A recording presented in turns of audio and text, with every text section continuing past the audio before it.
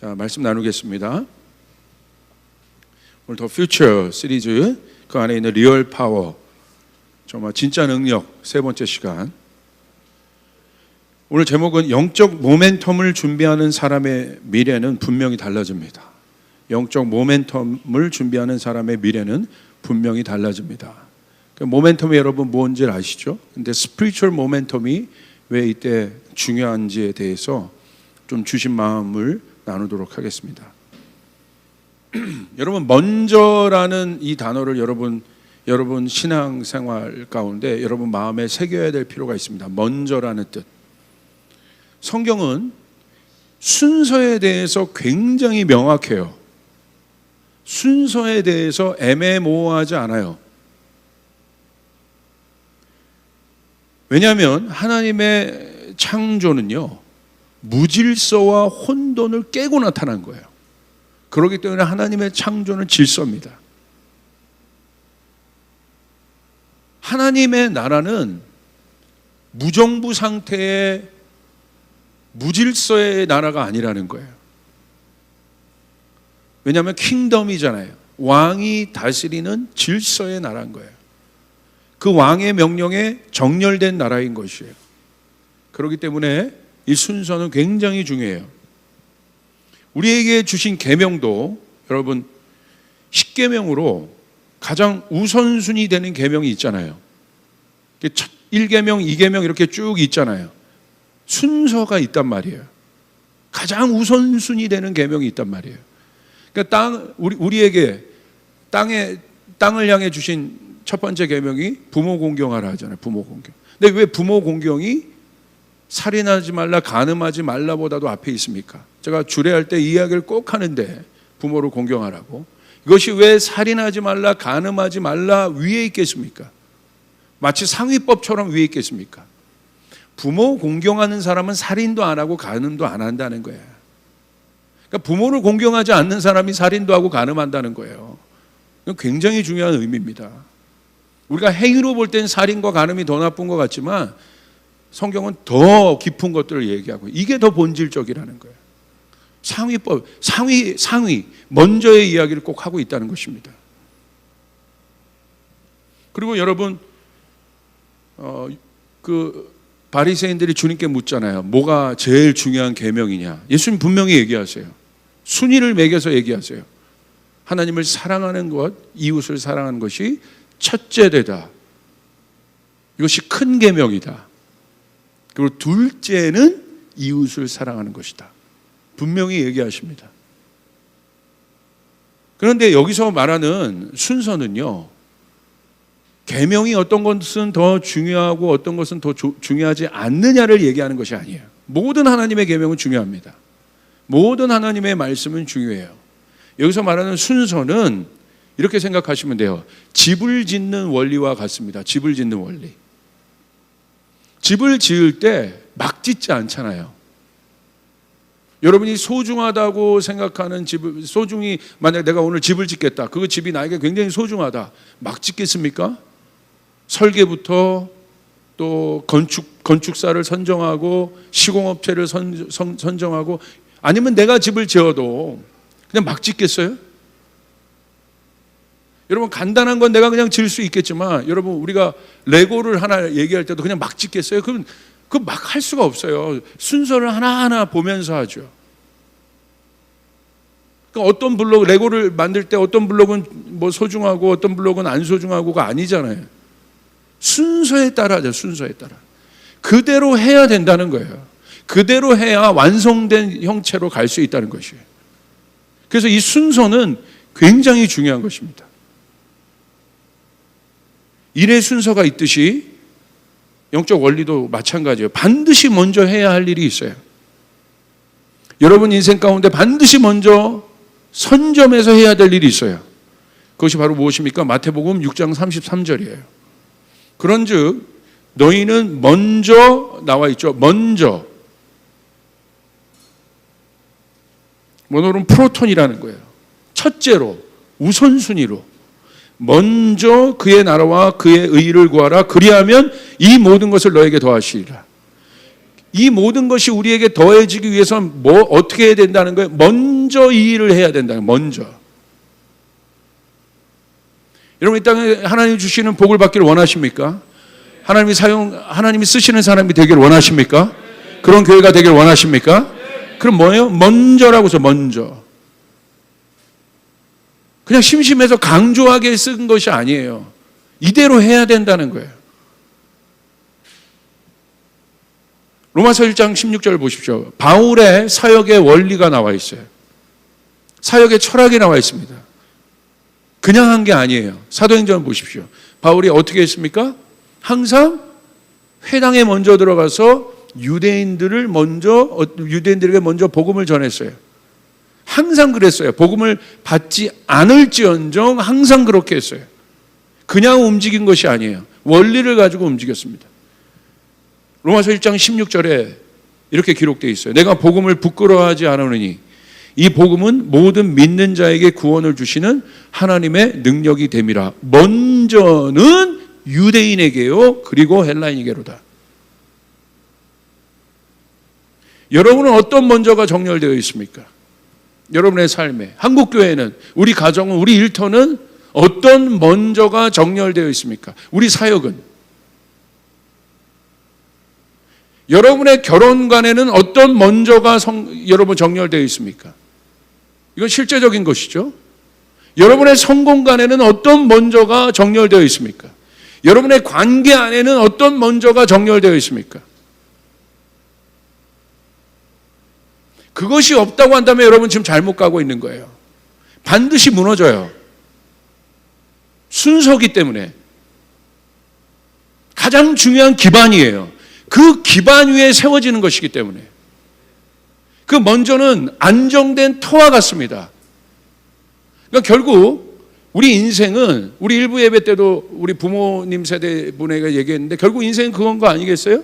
마지막에 내가 뭘 세워놨냐는 거예요.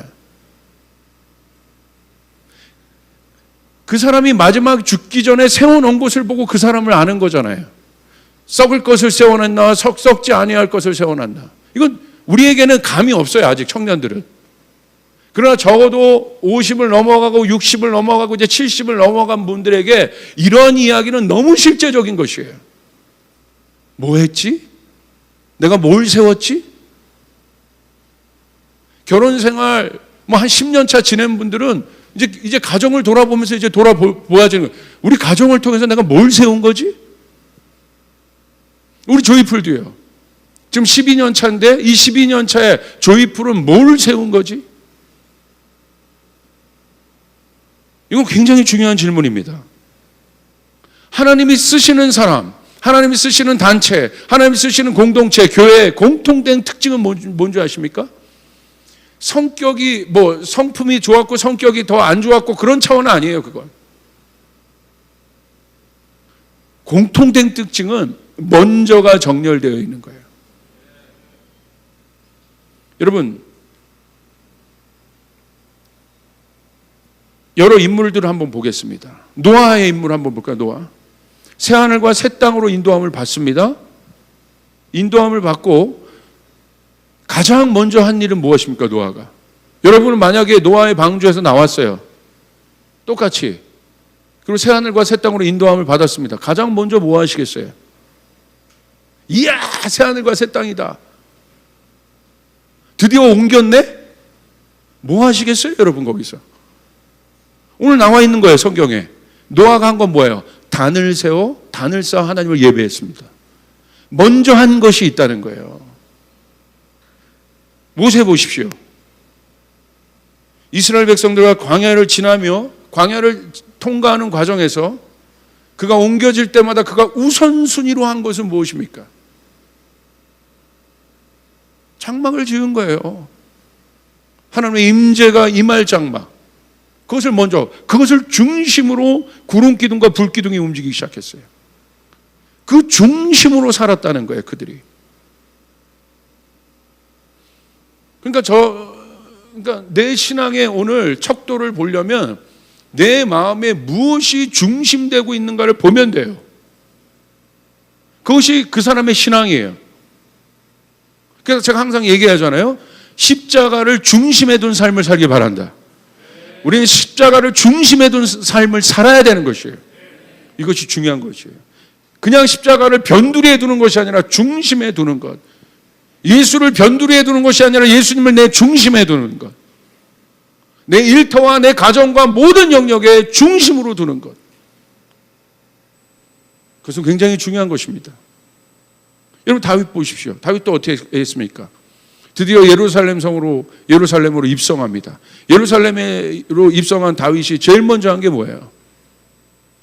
법궤의 장막을 치고 다윗의 정막을 만들었잖아요. 어떤 것보다도 그거 먼저 했잖아요. 먼저 한 일이 있다는 거예요. 왜 이들을 하나님이 쓰셨겠어요? 이것 때문에 그런 거예요. 솔로몬 보십시오. 솔로몬도 전대미문의 왕이잖아요. 왜 하나님이 솔로몬을 쓰셨겠어요? 솔로몬의 중심 가운데 먼저 한 일이 있어요. 그 무엇입니까? 하나님의 영광의 임재가 임하는 성전을 세운 것입니다. 무슨 말이겠습니까? 영적인 일이 우선순위로 내 삶 가운데 세워져야 한다는 것이죠. 그 일이 내 인생의 가장 우선순위가 되는 안정된 기반입니다.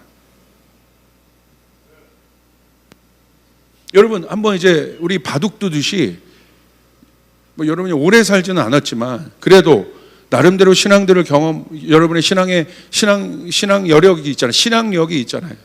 한번 생각해 보세요. 바둑도 한번 이렇게 복기를 해보잖아요. 어떤 일들을. 근데 여러분이 어떤 일이 막 묶여있고 꼬여있고 안 되고 답답하고 짜증나고 이런 일들이 있을 때가 있잖아요. 이제 바둑 두듯이 한번 복기를 해보세요. 왜 그렇습니까? 아마 이 질문을 피해갈 수 없을 겁니다. 다른 이유가 아니에요. 어떤 이유입니까? 우리가 하나님으로부터 멀어졌을 때, 그때 나의 모든 삶이 엉키기 시작했잖아요. 고개를 끄덕이는 청년들이 많네. 바둑 두듯이 한번 이렇게 복기를 해보시라는 거예요. 왜 그랬는지. 저도 이 일에 많은 경험이 있습니다. 저 성도, 저 청년들을 이해한다는 차원에서 제가 많이 뒤로 물러서서 그래 좀 참지, 그래 이해하지. 그래서 그런 이해를 가지고 결국 다가갔는데, 근데 그건 이해가 아니었어요. 결국 그 사람들 다 무너졌어. 그때 내가 결정을 지은 거예요. 다시는 타협하지 않는다, 이 영역에. 이건 내가 봐준 거지. 내 마음은 그런 마음이 있어요. 이해하고 싶고, 좋은 말 더 해주고 싶고, 나쁜 말 안 하고 싶고. 왜 그 마음을 얻겠습니까? 그런데 제가 제 1년의 어떤 사역의 경험을 통해서 그 타협이 내 안에, 저한테는 타협이에요. 정말 어려워졌어요. 그래서 저는 이 먼저의 개념을 제 사역의 선상에서 얼마나 중요한 건지를 알아요. 그리고 반대로 여러분 생각해 보세요. 내 인생에 가장 안정감이 있었을 때, 상황은 어렵지만 마음에 평강이 있고 기쁨이 있었을 때가 언제입니까? 어려워도 라면 하나 먹고 살아도, 맥도날드 그냥 하나 먹는 끼니로 그렇게 끼니를 때웠어도 주님과 가까이 있었을 때. 여러분, 그때 행복하지 않았나요? 그렇지 않습니까? 제 말이 동의되시면 아멘 합시다. 동의 안 되시면 아멘 안 하셔도 돼요. 근데 하시면 좋아요.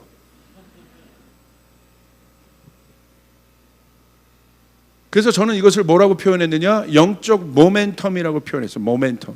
스피리추얼 모멘텀. 여러분, 모멘텀은 무엇입니까? 이 용어가 다른 용례로 많이 쓰이죠. 경제학에서도 많이 쓰이고. 모멘텀의 사전적 정의는 뭐예요? 다른 방향이나 상태로 바뀌거나 바뀌어지는 시점. 이게 모멘텀이에요. 한 기류, 내 방향의 디렉션이 이렇게 가요. 그것이 만약에 나쁜 경우라면 얼마나 이게 힘들겠습니까? 어렵겠습니까? 근데 모멘텀은 뭐예요? 지난주 설교했던 것처럼 그 기류가 바뀌는 시점이에요. 그게 모멘텀이에요.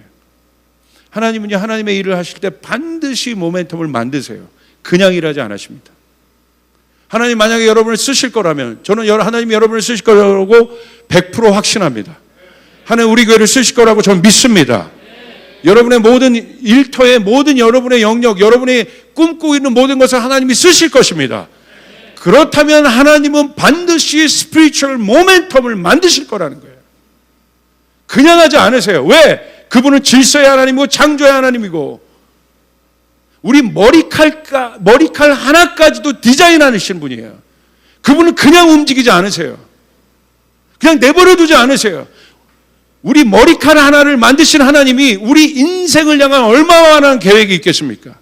여러분의 인생을 향한 얼마만한 계획이 있겠습니까?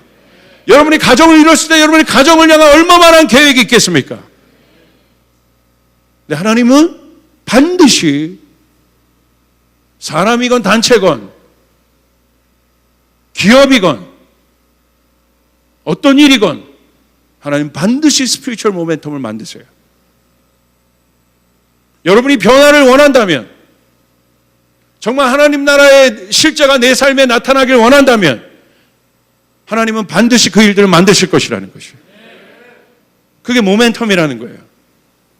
인간의 시간을 크로노스라고 합니다. 그 크로노스에 하나님의 시간이 개입되는 순간이에요. 정확한 시점. 그래서 모멘텀은 굉장히 분명합니다.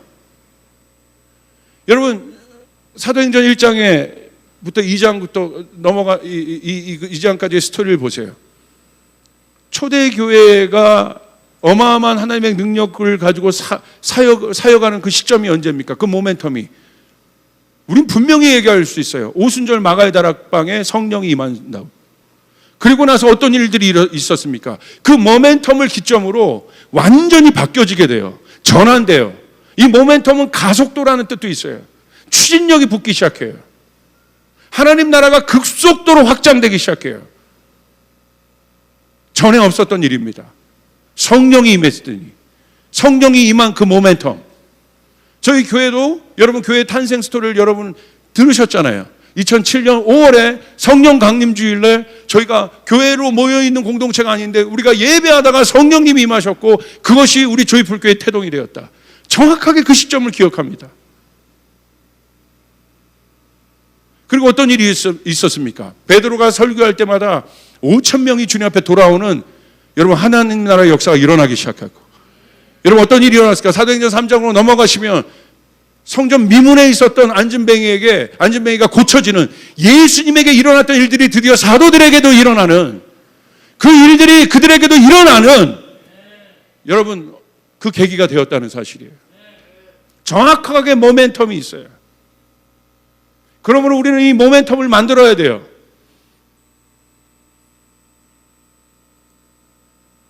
여러분 느헤미야 보십시오. 느헤미야 한 사람을 통해 하나님은 성벽을 재건하라는 마음을 주십니다. 그리고 이 프로젝트가 무너진 이스라엘을 다시 재건하는 모멘텀이 돼요. 그냥 단순히 눈에 보이는 성벽 재건 프로젝트가 아니라 이스라엘 안에 하나님을 향한 열망이 일어나고 부흥이 일어나는 그 모멘텀이 이 사건을 통해서 일어납니다. 그러므로 하나님은 반드시 그 모멘텀을 주신다. 어떤 시대를 새롭게 여시기 전에, 내 인생에 새로운 어떤 것들을 여시기 전에 여러분이 먼저 만들어야 될 것은 정말 하나님 내 인생 가운데 돌파를 주시옵소서. 내 인생 가운데 변화를 주시옵소서. 그 갈망을 한다면 여러분이 먼저 집중해야 될 건 뭐냐? 스피리추얼 모멘텀을 만들어야 된다는 것이에요. 하나님이 개입할 수 있도록, 하나님이 임재할 수 있도록, 하나님이 역사하실 수 있도록 반드시 그 모멘텀을 만들어야 돼요. 저희 교회는 열방을 변화시킬 모멘텀을 만들길 바랍니다. 하나님 우리 교회 가운데 그 비전을 주시옵소서. 마지막 하나님의 복음이 땅끝까지 전해지는 일 가운데 우리 교회를 사용하여 주시옵소서. 그러려면 스피리추얼 모멘텀이 있어야 된다는 것이죠. 여러분 힐송 스토리 아시죠? 왜 하나님이 여러분 힐송을, 특별히 유나이티드가 그 전에 이제 달렌책이 했었지만 유나이티드가 확 커졌었잖아요. 여러분 유나이티드 2집 러브인가 그 앨범을 들어보면 아마 CD를 갖고 있는 분들은 아시겠지만 그 뒤에 그들의 간증 이야기가 나와요. 그 당시 그런 음악, 그런 락 같은 음악을 잘 듣지도 않았어요, 사람들이.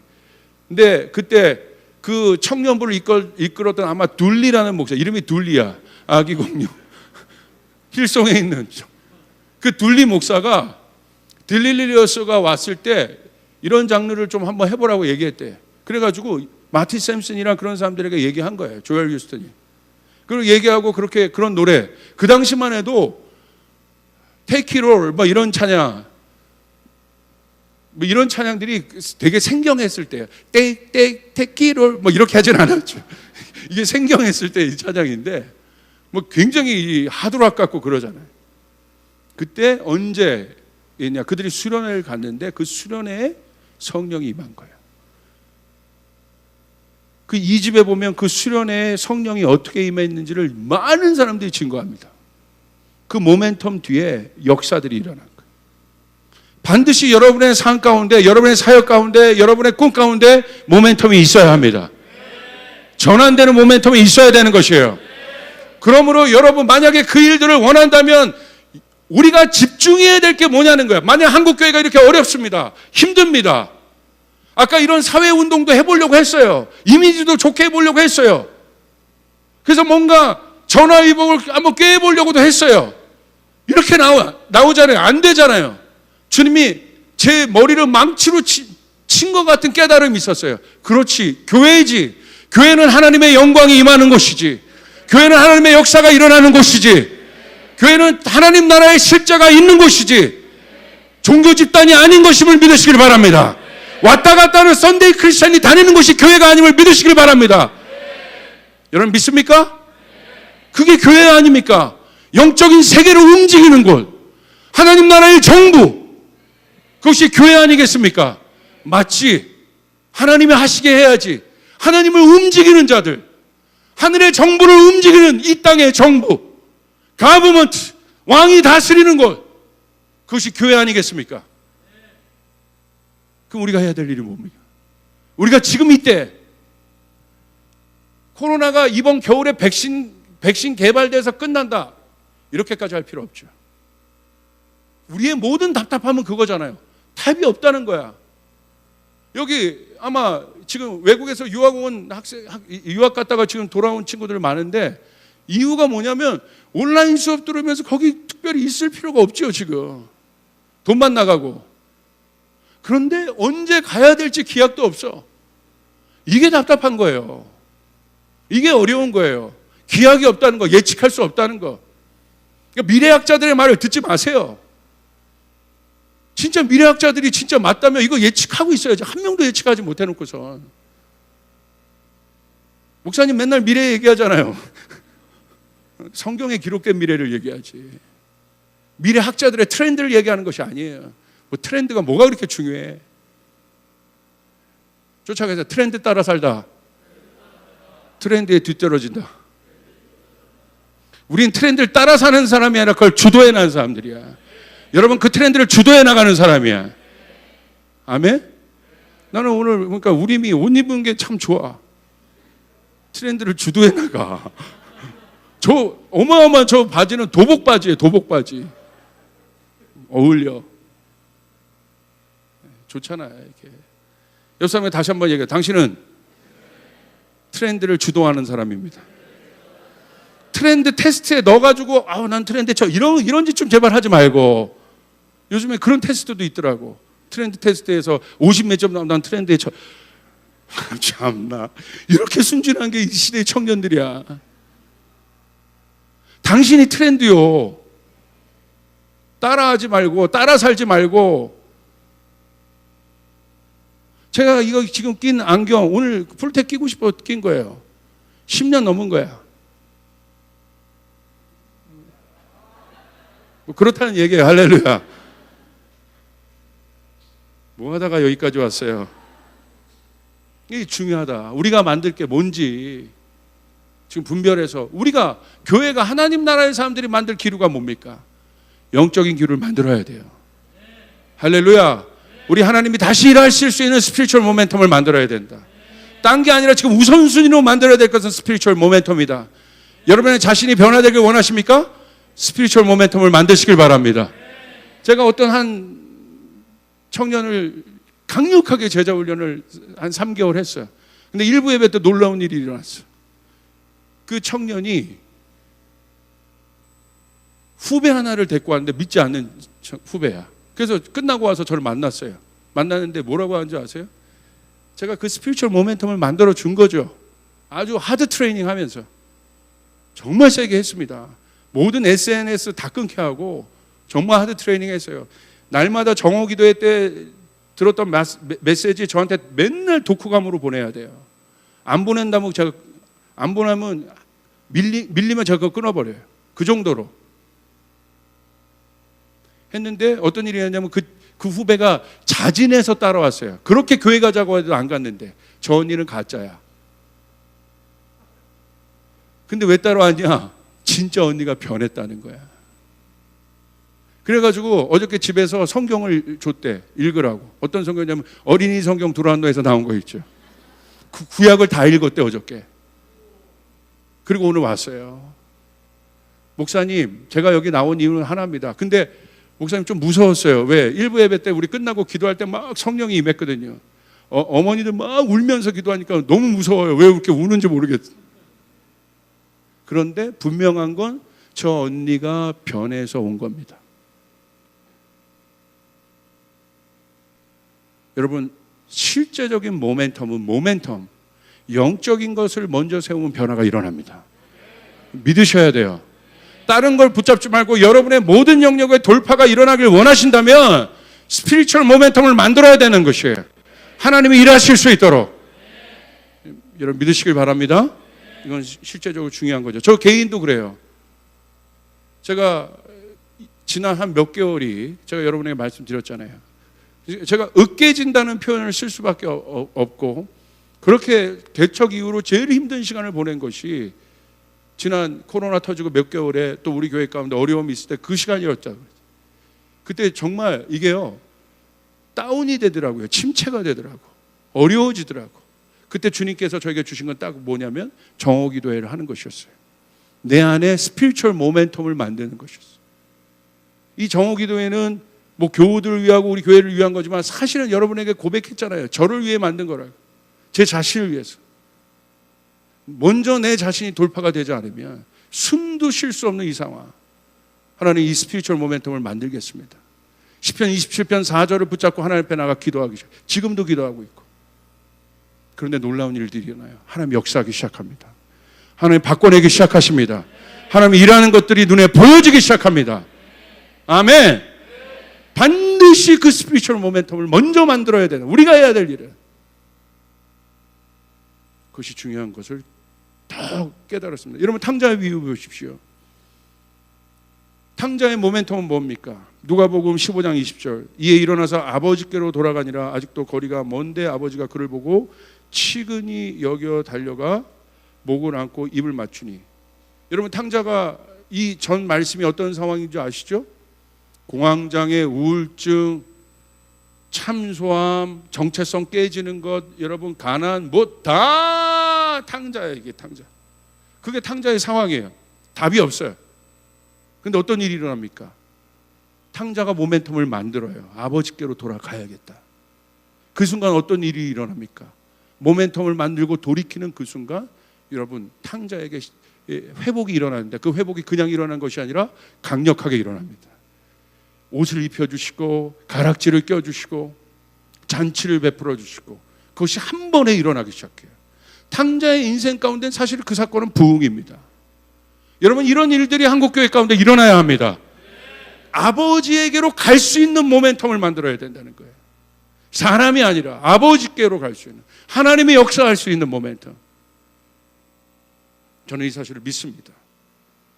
우리가 먼저 만들어야 될 영적 모멘텀. 그러므로 이 모멘텀을 반드시 우리는 만들어야 돼요. 그것이 이 코로나 이후가 아니라 그냥 이 순간에 저는 오히려 이 순간이 기회라고 보는데 저는 믿습니다. 다시 한번 한국 땅 가운데 그리스도의 계절이 올 것입니다.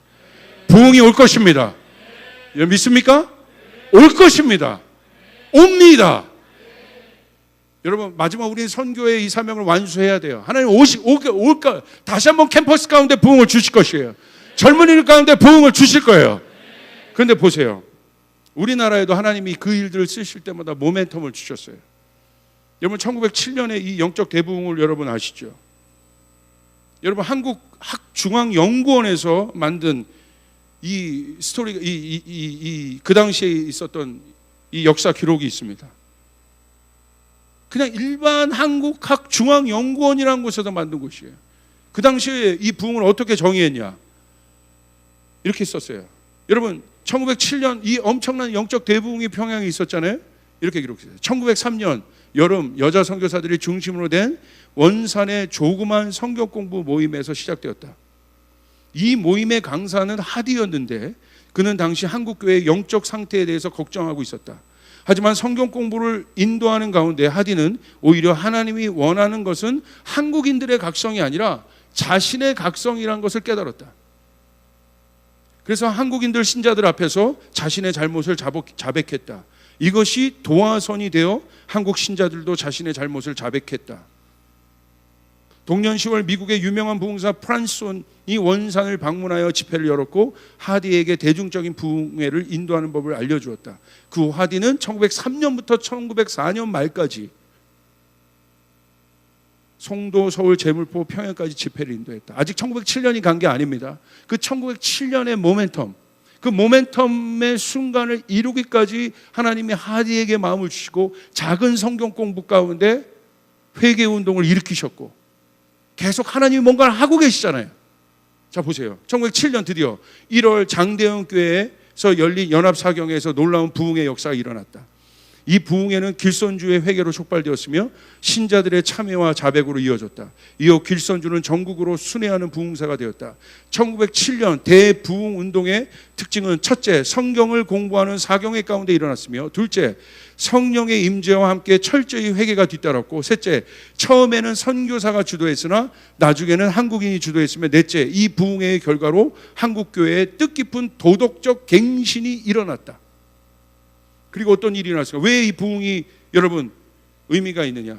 이 1907년 대부흥 운동은 그 전에는 한국의 기독교 신앙이 뿌리내리게 되는 중요한 역할을 했는데, 왜냐하면 과거에는 정치, 사회적인 이유에서 교회를 찾았던 사람들이 이제는 영적인 체험과 함께 새로운 신앙의 단계로 올라가는 계기가 이 일 때문에 있었다. 그 전에는 정치적, 경제적 어떤 이유 때문에 찾았는데 이 모멘텀을 계기로 사람들이 영적 체험을 하기 시작하고 이것이 다음 단계로 나가는 계기가 되었다.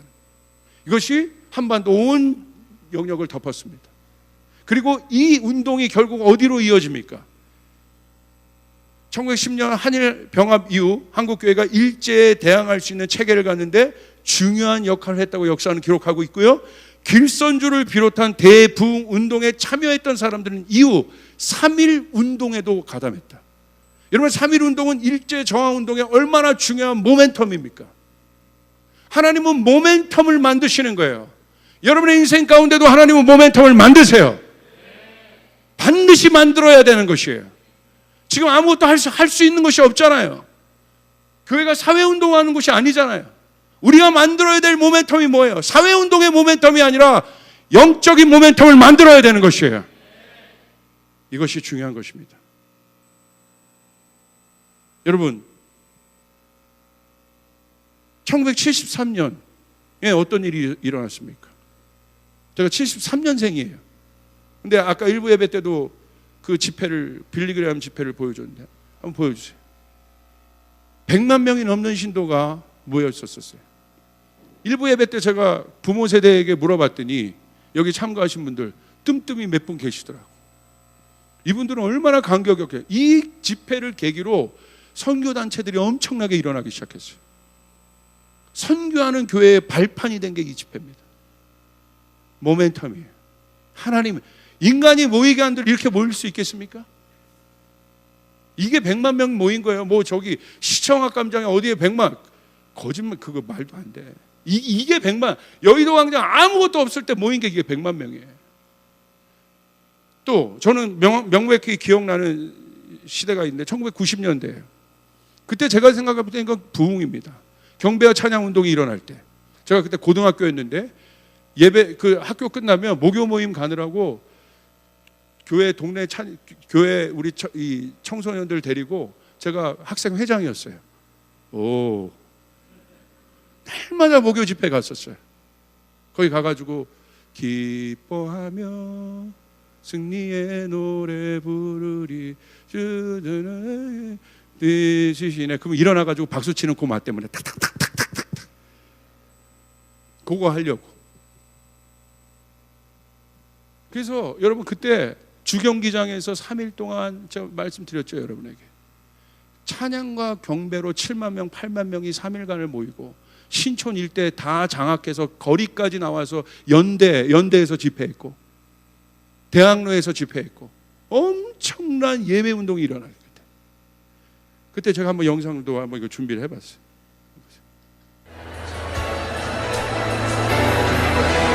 살아계신 하나님 아버지, 주님의 왕 되시니 핫세반 선교사님 이렇게 젊었을 때 오늘 이 밤에 우리에게 임하여 주시옵소서. 위에 수많은 청년들이 있잖아요. 주님의 높고 위대하심이 오늘 각 사람 한 사람 한 사람에게 임하여 주시옵소서. 살아계신 하나님 앞에 우리의 마음을 뒤로 좀 넘겨봐 주세요. 드리게 하여 주시옵소서. 이게 어떤 수련회에서 일어난 일이 아니에요. 매주 목요일마다 이랬어요. 우리 주님께 두 손을 높이 들고 우리 주님께 영광의 박수 올려드리겠습니다. 정확하게 이 모멘텀을 기점으로 한국교회 가운데 캠퍼스 안에 엄청난 부흥들이 일어납니다. 지금 우리가 해야 될 일이 무엇이겠습니까? 이 답답한 이 시대 가운데 한국교회가 지금 뭘 할 수 있겠습니까? 소그룹 모임 하나까지가 제약된 이 상황에 교회에서는 안 되고 바깥에서는 된대. 바깥에서 하셔. 아니야 하면 안 돼. 이거 말 나갔다 또 큰일 나요. 이런 상황에 우리는 어떤 모멘텀을 지금 만들려고 하고 있습니까? 저는 이 모멘텀을 다시 만들어야지. 우리 하나님의 우리 하나님께서 보내주신 부흥의 파도가 한국교회를 뒤덮을 것임을 확신합니다.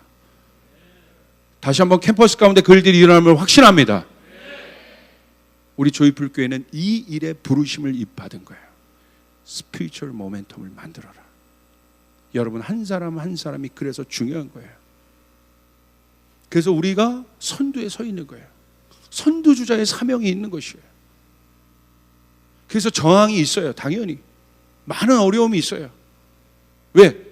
해병대의 콜링이 있기 때문에, 전투적인 교회로 나가야 되기 때문에, 수많은 영적인 경관진들을 무너뜨리며 나가야 하기 때문에 그게 조이풀이에요. 우리는 어떤 진지, 어떤 모멘텀을 만들어야겠습니까? 제 안에 그것을 향한 불탐이 일어나고 있어요. 근데 여러분 보시니까 인스타에서도 요즘에 성경 필사 운동이 일어나고 있고, 그래서 서로 누구에게 이게 전가하더라고요. 근데 그걸 막 엄청난 부담감을 받고 나한테는 쓰지 마라, 나한테 오지 마라 막 이러면서도 그걸 올리면서 자기가 했던 거 많이 쓴 것도 아니야. 한 몇 장 쓰고 올려놓고 뿌듯해하고 있어요. 이렇게 많이 그래도 저희 교회도 지금 막 필사하시는 분들이 있는데,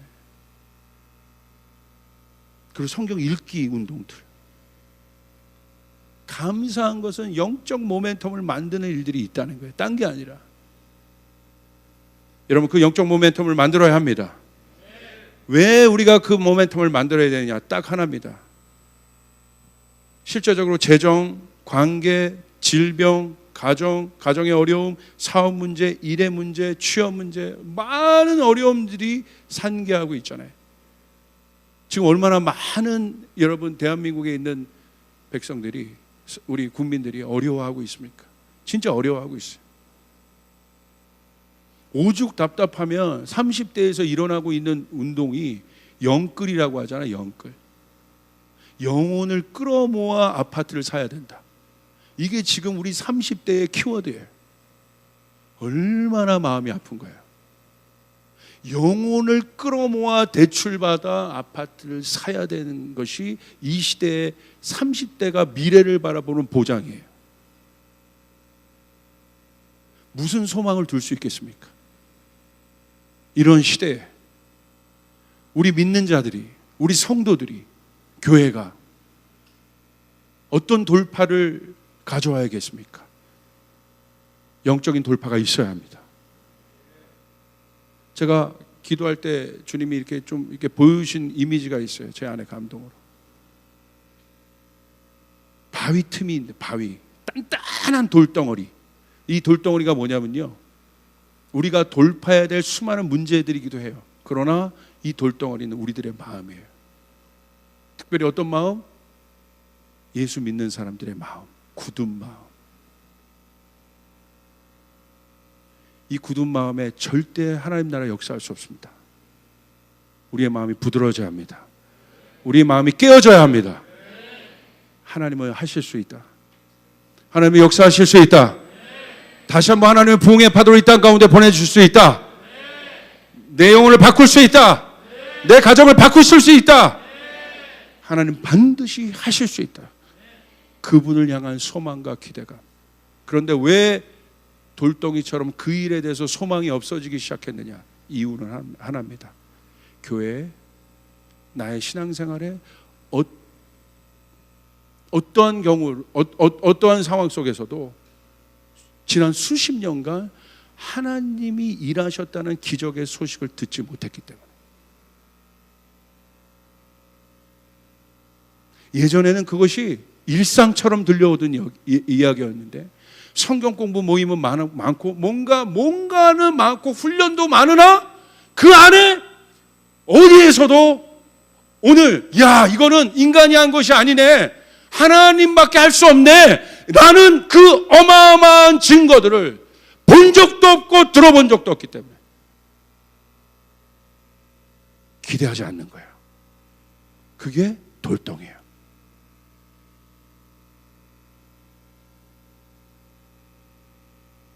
오늘 그 일이 일어나길 바랍니다. 하나님 하십니다. 하나님 역사하십니다. 요한계시록 19장 10절에 보십시오. 내가 그 발 앞에 엎드려 경배하려 하니 그가 나에게 말하기를 나는 너와 및 예수의 증언을 받은 내 형제들과 같이 된 종이니 삼가 그리하지 말고 오직 하나님께 경배하라. 예수의 증언은 예언의 형이다. 우리에게 오늘 필요한 것은 딴 것이 아니라, 영어로 보시면 For the testimony of Jesus is the spirit of prophecy. Testimony of Jesus. 예수의 실제적인 증거를 가진 자들.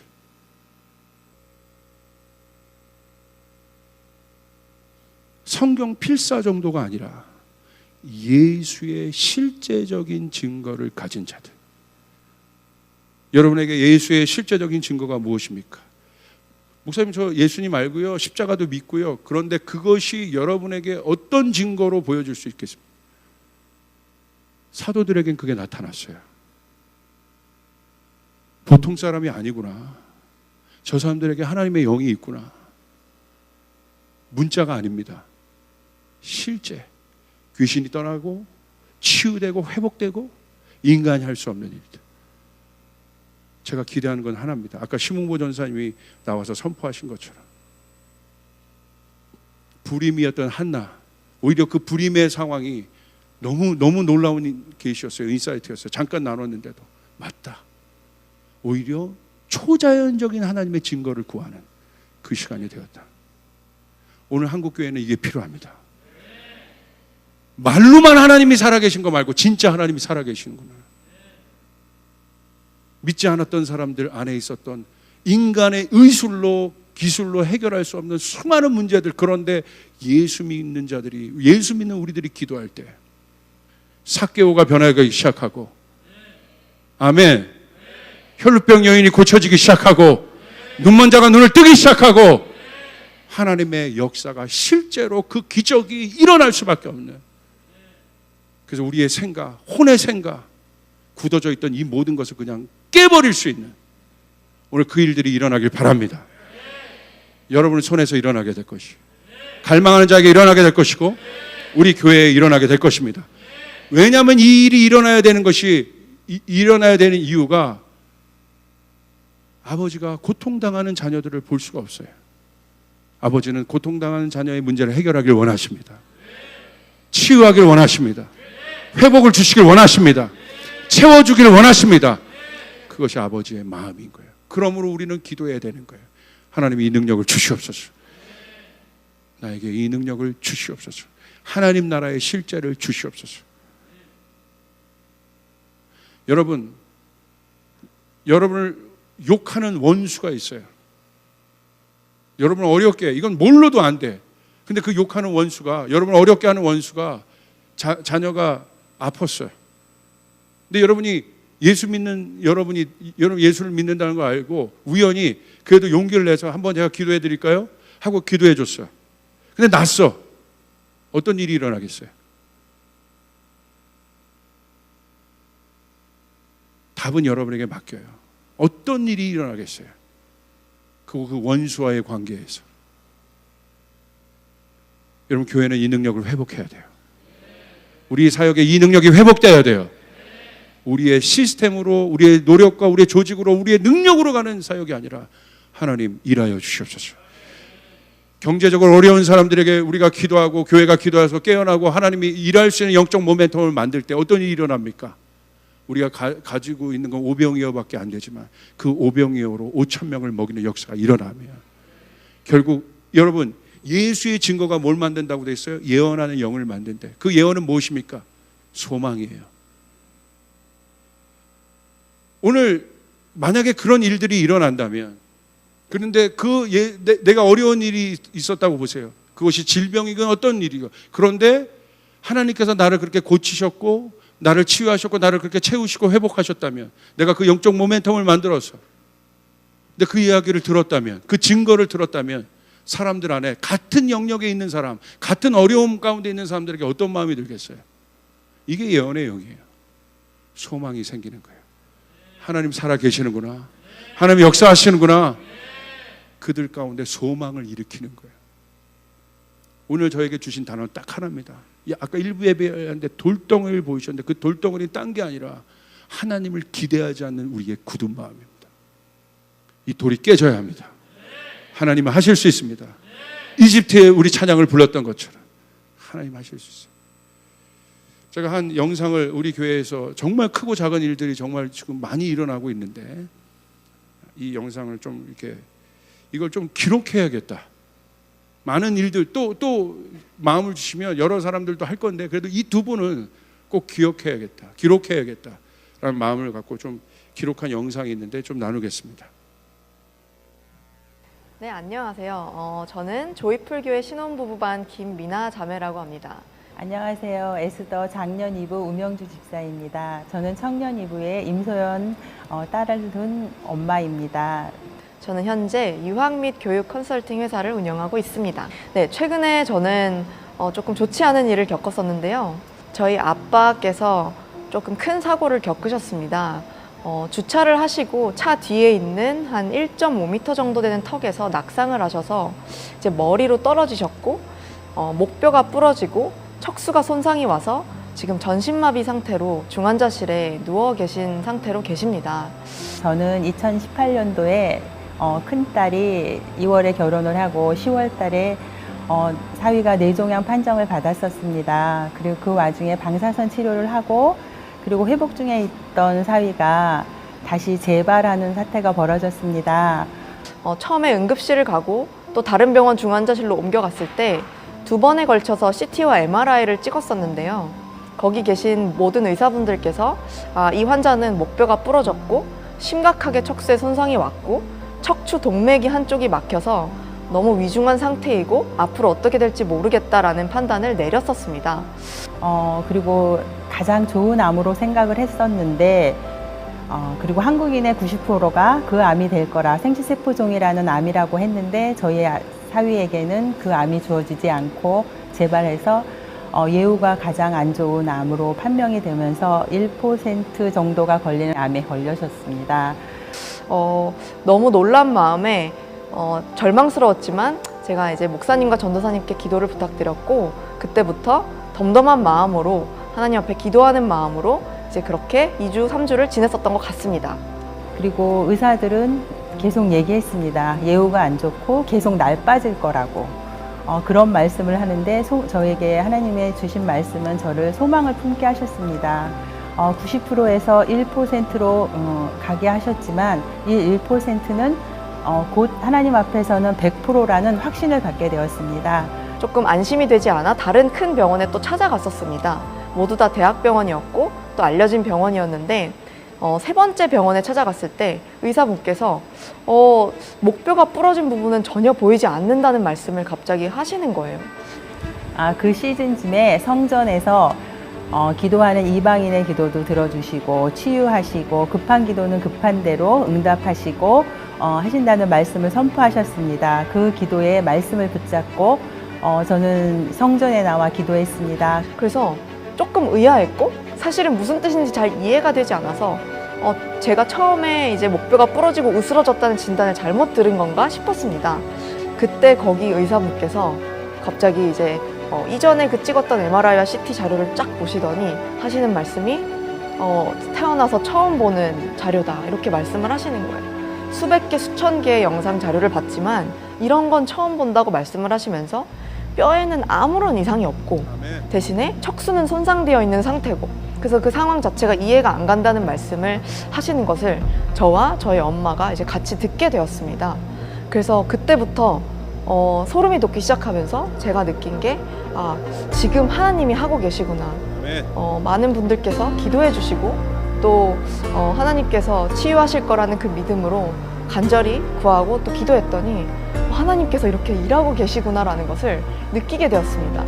그리고 의사들은 갈 때마다 진료를 받을 때마다 그 소망 없는 말로 다시 재발할 거라는 그런 말을 굉장히 많이 했고 별로 치료에 의미를 두지 않았었습니다.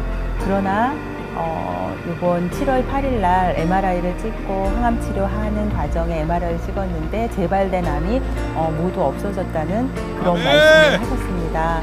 이것이 하나님이 만든 기적이라고 저는 생각합니다.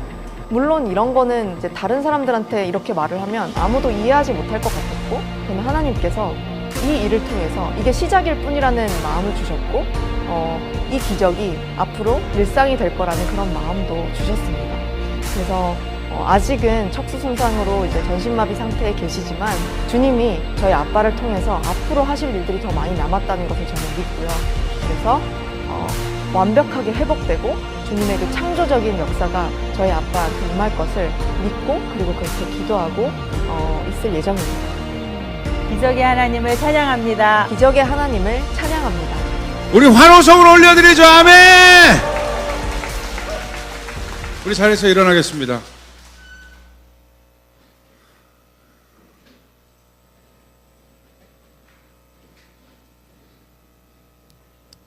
여러분 그 하나님을 믿으십니까? 하나님은 우리 아주 가까이 계세요. 모든 예배 가운데 또 한국교회 가운데 참 어려운 시간들을 통과하고 있지만 아마 그것도 한국교회뿐만 아니라 한국 자체가 전 세계가 저는 믿어요. 그 어떤 때보다도 하나님이 가까이 계십니다. 이제 그분이 일하실 수 있도록 우리가 우리의 믿음으로 그 영적 모멘텀을 만들 그리고 이 일들이 오늘 우리 안에 실제가 되길 바랍니다. 우리 안에 그 소망이 일어나야 돼요. 하나님은 일하실 수 있다. 하나님 오늘 살아계신다. 오늘 이 영상을 통해서도 하나님은 일하실 수 있다. 오늘 그 기적이 필요합니다. 우리는 그 기적이 필요합니다. 그리고 그 기적이 일어나야 합니다. 오늘 여러분을 통해서 하나님이 그 기적을 일으키길 원하시고 치유하길 원하시고 하나님 나라의 실제가 여러분 가운데 우리 사랑하는 청년들 가운데 나타날 것이라고 저는 100% 확신합니다. 그러면 우리는 이 노래를 불러야 되는 것이에요. 하나님 일하여 주시옵소서. 기적이 일어날 것입니다. 치유가 일어나게 될 것입니다. 이전에 없었던 새로운 일들이 일어나게 될 것입니다. 우리는 그것을 보게 될 것입니다. 하나님을 아는 자들이 아니라 하나님을 경험하는 자들이 일어나게 될 것입니다. 새로운 세대들이 일어나게 될 것입니다. 하나님을 경험하는 세대들이 일어나게 될 것입니다. 아멘. 이 일을 믿는 분들은 아멘 해봅시다. 우리 옆 사람에게 선포해 주세요. 당신에게 이 일들이 일어납니다. 꼭. 예. 아픈 사람에게 오늘 이 일들이 일어나게 될 것입니다. 마음에 병들었던 사람들에게 이 일들이 일어나게 될 것입니다. 하나님이 여러분을 예수의 증거, 테스티모니 오브 지저스를 가지고 있는 여러분이 그 기적이 되어서 여러분 가는 곳마다 이 일들이 일어나게 될 줄 믿습니다. 우리 이 찬양을 합시다. 우리 시몬무 전사님이 우리 먼저 우리 커버넌트에서 예배할 때 만든 곡인데 이 찬양을 우리가 정말 선포하듯이 우리 내면과 가정과 공동체와 한국교회와 이 모든 상황에 이것들을 우리가 정말 그 예언적인 마음을 가지고 선포했으면 좋겠어요. 새로운 일들이 일어난다. 기적이 일어난다. 치유가 일어난다. 이전에 볼 수 없었던 일들이 일어난다. 여러분 소망하시죠? 우리 주님께